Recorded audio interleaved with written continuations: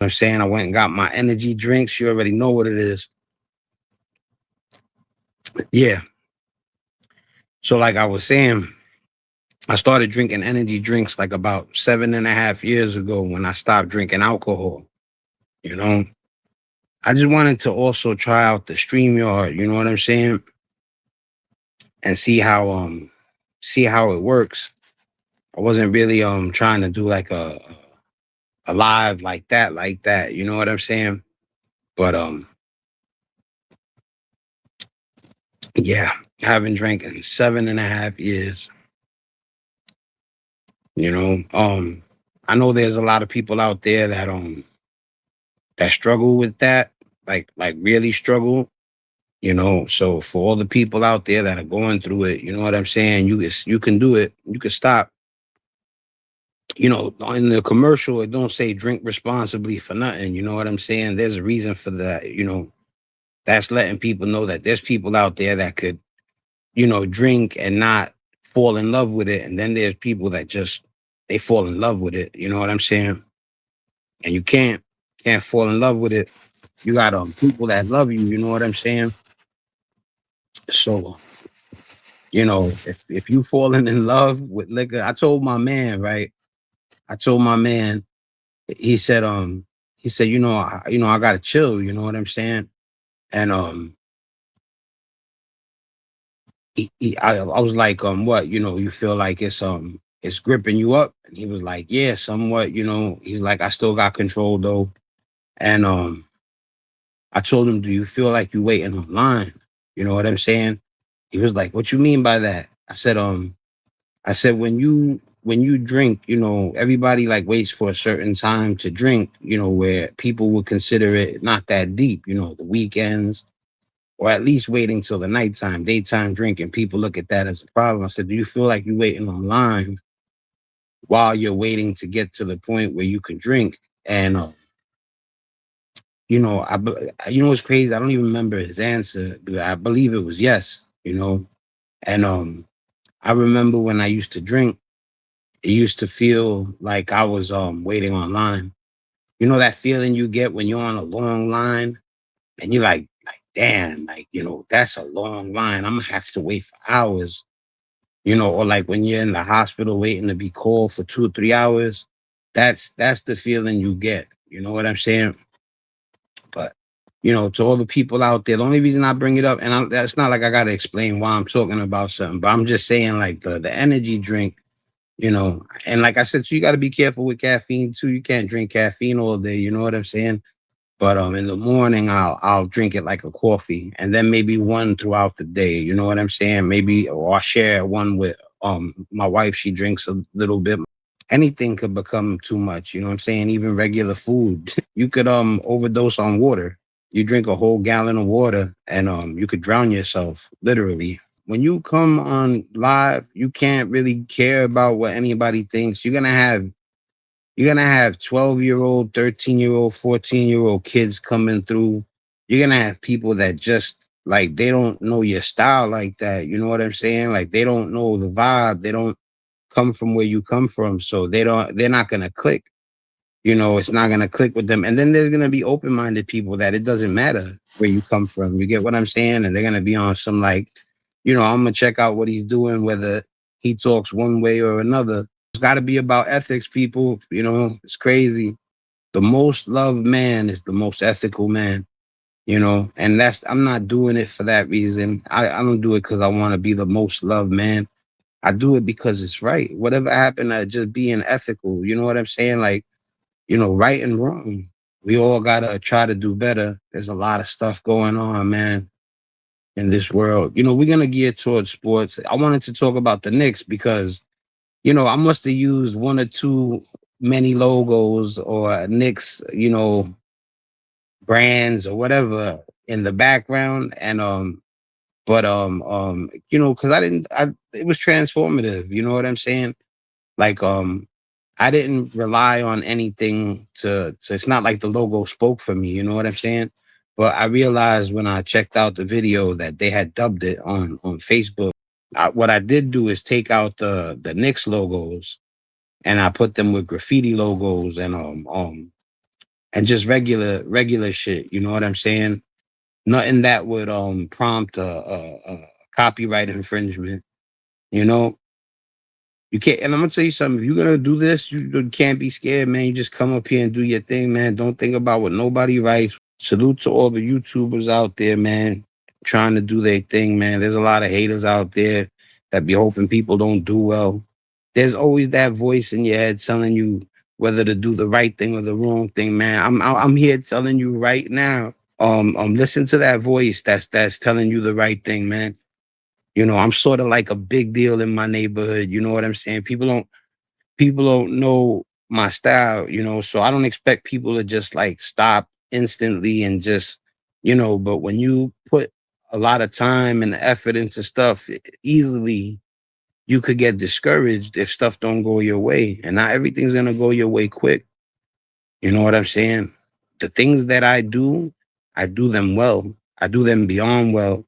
I do them to a higher standard than average. Everything. You know, anything that I tackle for a certain amount of time, whether it's basketball, you know, whether it's rapping, whether it's on beat making, after doing it for a certain amount of time, you get better. You know what I'm saying? So if you're out there doing YouTube, as saturated as it is, if you really that nice, nothing's gonna stop you. You know what I'm saying? Real shit. You know, I listen, there's so many things going on in my life, and I know other people go through the same thing, but you know, I could just let things get to me and not try, you know what I'm saying? But I'm here trying, you know what I'm saying? I don't At the end of it all, I'm not worried about what anybody thinks. You know, I did crappy shit when I was a kid. That's crazy, right? Crappy shit. I did crazy stuff when I was young. I wish I could take it back. You know what I'm saying? You know, you know, rest in peace, Plex. I helped Plex I helped Plex, you know, while he was hit.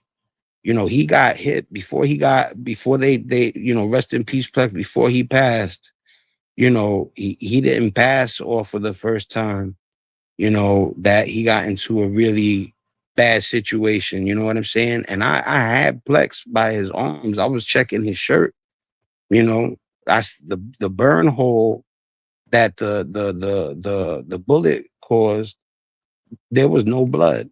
I was right in front of him. He said my name while he was hit, you know, because I was telling him, yo, Plex, you good. You know what I'm saying? You must have dropped the front of the cigarette on your shirt, you know, and he told me, yo, go call an ambulance. And I said, nah, you good. I'm telling you, you're not, you know, and I don't know why I didn't believe him. This is when I'm 15 years old, 16 years old. You know what I'm saying? Like, some of the things I stay away from when I do the channel is talking about like when I was young and the stuff I've been through, you know what I'm saying? Because I don't wanna ride that wave, you know, but that don't mean that I won't ever talk about it. You know what I'm saying? People are crazy, you know. Sometimes like but then you can't speculate. You never know what people are thinking. Like when I've been posting a couple of rest in pieces recently, and I do it because the people you see me post, I love them. And we were tight, you know. Just because I don't come from the same blocks as those individuals don't mean I didn't love them. Like Corey, like Plex, like oh man, so many are gone now. You know what I'm saying? Time flies, man. For all you young people out there, you know, don't let it pass you by. You know, enjoy your life. Go to school. Don't don't be out there thinking. You know, I was born in a certain area. You get what I'm saying? So like, it wasn't like I chose to be fascinated by the streets. You know, the streets swept me up. You know what I'm saying? My pops was on it like that too. So, you know, but yeah, man. When I told Plex the second time, I said, nah, you good. You know, he said just like this exact words. You know, big Bushwick shit, man. Um, um, Shout out to Bushwick, Brooklyn. You know, we used to hang out on an avenue called Cypress Avenue. And when the weekends would come, everybody would flood to Madison and Cypress. And I'm talking about not just Ridgewood, because it's located right on the borderline of Brooklyn, Queens. It's located literally on the borderline of Ridgewood, Bushwick. And back then it was shaking. Like this is like the 90s when the in NYC the that people who passed per year rate was up in 2000s. You know what I'm saying? Like it was yeah, it was bad, When I was coming up, when I jumped off the porch, it was lit. Lit. New York City was lit. And I was running through the worst neighborhoods, you know what I'm saying? So anyway, the dudes from Bushwick and dudes from Ridgewood would come up to the pool room. And next thing you know, you'd have 70, 80, 90 people. Some of them don't like each other. There's a story behind the story, I'm telling you. But I'm gonna leave that out the equation. I'm not somebody that wants to ride that wave. But like I said, in that moment, I got my hands on Plex and I'm going, yo, you good? And I'm checking his shirt and stuff. And then he finally screams, yo, Spank, go call a fucking ambulance or go call an ambulance, one or the other. He screams it. He goes, I've been shot, you know? And that's when I took off. There wasn't nothing left to say. After what happened after that, there was other people surrounding him. So there's other people that know this story, you know what I'm saying? But by this time, I'm taking off to the payphone, you know what I'm saying, to call the ambulance, and thank God he lived that day, and he ended up passing on another day. And I'm not really gonna get into that story because I've heard about what happened with him and the person that took his life, but I don't know for sure if it's accurate or not. So I'm not. The other story, I'm there. I'm right in front of him. He's speaking to me. So I could tell that story. That's my story to tell. You know what I'm saying? But I've never even really went here. You know what I'm saying? This is like the first time I ever jumped on YouTube and really like told, one of them tales. Some of them ain't meant to be told. You know what I'm saying? Like I was really out there like that, not, you don't think about it. You know what I'm saying? My pops passed away. You know what I'm saying? And we didn't have nowhere to go. He had took out loans on the buildings. Next thing you know, they taking the buildings and, I'm out there all the time. You know what I'm saying? So, but anyway, um, yeah, he made it, you know. I remember telling, Band 3, may he rest in peace, that they had, hit Plex, and he was like, he got mad, but we were young, you know what I'm saying? People don't know that I wasn't just on Ralph Avenue in Bedford-Stuyvesant and then straight to Ridgewood. There was Stockholm in between, you get me? So like, you know, I went to Stockholm between Irving and Wyckoff so much, right where Wyckoff Hospital is, right where Marinello's is, the famous delicatessen Marinello's. I was on Stockholm when the video game arcade was next door to Marinello's. You know what I'm saying?